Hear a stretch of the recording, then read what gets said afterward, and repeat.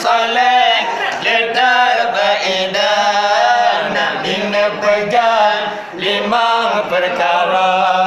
Pertama pun rajin sembahyang, kedua daulat dirasyadah Allah ya Tuhanku minta makangan kami umat dalam dunia.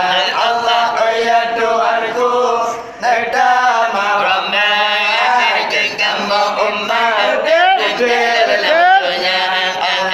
Dalam dunia benabi rahmat ura akhirat syurga Nabi.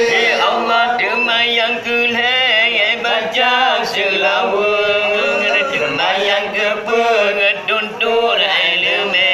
Allah demayang kulai baca selawat, demayang ke pengetuntut ilmu.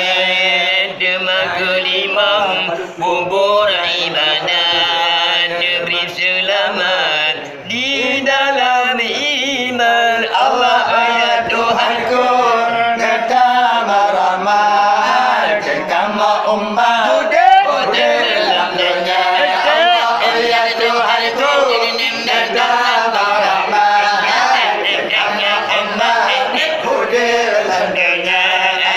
Dalam dunia benabi rahmat ura akhirat syurga Nabi. Kalaulah anda baca Al-Quran di waktu malam sebelum tidur, tabur Al-Quran dengan faedah Nabi pegang raya terpada.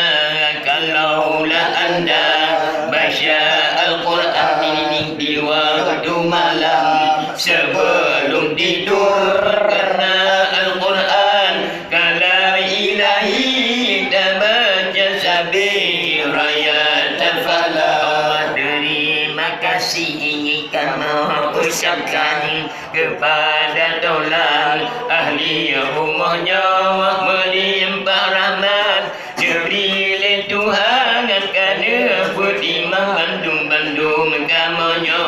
Kalaulah anda baca Al-Quran di waktu malam sebelum tidur, kerana Al-Quran kalam ilahi dan baca sabir raya terfala. Allah dalam rumahnya dan sabah hidang asal di dalam bermacam rupa kisah keberi asal hidangan orang berquran serta berdoa.